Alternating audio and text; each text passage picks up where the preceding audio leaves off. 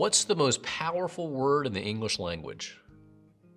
A word so powerful that the federal authorities should probably keep it in its own secure pressurized chamber. A word so potent, so loaded, that it's almost like an explosive, TNT. The most powerful word in the English language. Forgiveness. Forgiveness.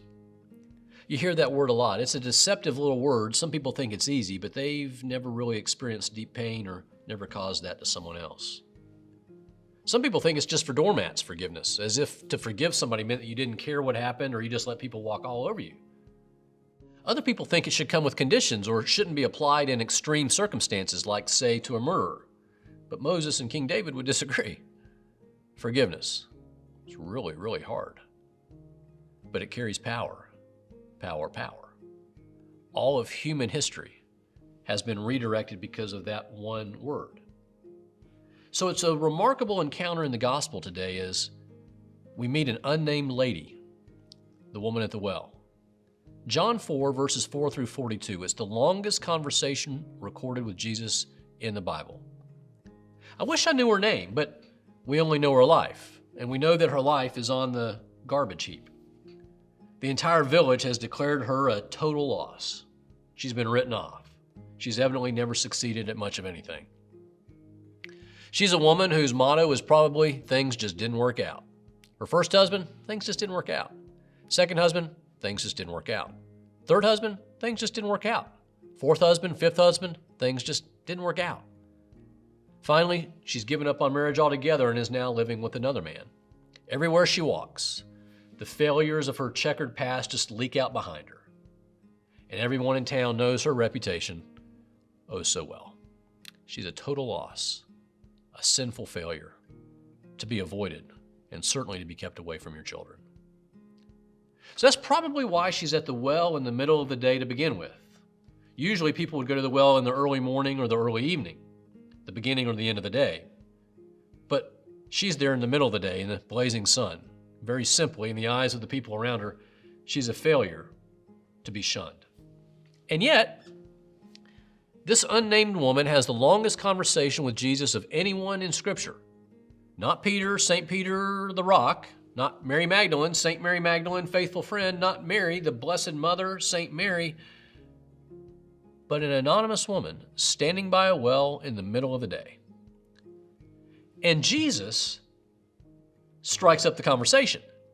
He takes the first step, not her. And quite frankly, between you and me, Jesus should never have done that. He must have misread the rule book. She's the wrong gender. The custom was that a teacher should never speak to a woman in public. But here they were in the center of town, at the well in broad daylight for everybody to see.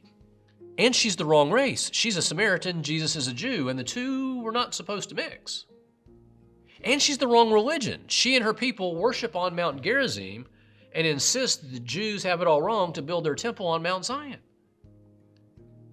Jesus not only has a conversation with this woman, he offers her living water. It's not something she can acquire, it's a gift. Jesus says, do you want some? Jesus wants to give her a gift. He knows her past, and he offers her a future. God's promise is always greater than our past. The most powerful word in the English language, forgiveness. Pope Francis reminds us that the church is not for the perfect, it's for the rest of us. But frankly, in the end, too many of us are like a woman I'll call Lucy. She was the child of an alcoholic sharecropper in South Carolina. Her older siblings moved out of the house as quickly as they could until finally Lucy and her mom were the only ones who remained there with her dad. And they spent most of their lives hiding from the rage and the violence that he brought home with him each night. They would hide beneath the house while their father raged above with his knife in hand, threatening to kill them for pouring out his liquor. Lucy tried to go to church, but the parents there prohibited the kids from hanging around someone from such an awful home and such a horrible reputation. So she would just walk by the outside so she could hear the music coming out the windows. But she knew rejection awaited her if she ever entered again. Her classmates laughed at her wardrobe, and they laughed at how she talked. They laughed that she only had 2 dresses made out of flour sack to wear. The message was clear. Lucy was on her own. The trauma was so great that to this day, if you were to speak to her, the pain would still be obvious. In her early teens, rejected by church folk, Lucy began hanging around all kinds of wrong places. Honky-tonks, drinking, dancing, dating older men, disappearing for days.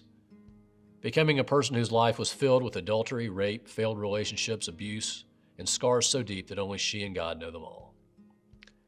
Scars so deep that no matter how far she ran, the past and her failures simply followed Lucy right behind.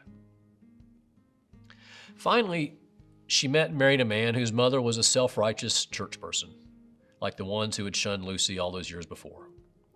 And to Lucy, it felt good to marry somebody knowing that his mother and her religion hated it.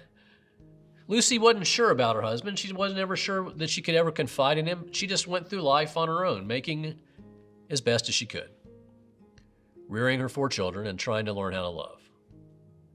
Slowly, since her husband had always attended church, Lucy began to attend with him. She began volunteering to do the dirtiest tasks in the church. Tasks that have to be done, but ones nobody else is willing to do. Scrubbing the toilets, cleaning, pulling weeds, repairing the roof. And when the pastor asked her why she wanted those roles, she said, "I guess I'm just trying to make it up to God. I've got a lot to make up for." When her pastor asked her whether she knew the grace and forgiveness of God, she said, "I hope so. I am the woman at the well. It's just hard for me to believe that God could love even me, knowing all the things in my past." Jesus' heart is to forgive. Jesus' heart is mercy. Jesus' heart loves first, takes the first step. Believe it. Embrace it. He knows your past, and he offers you a future. And God's promise is always greater than your past.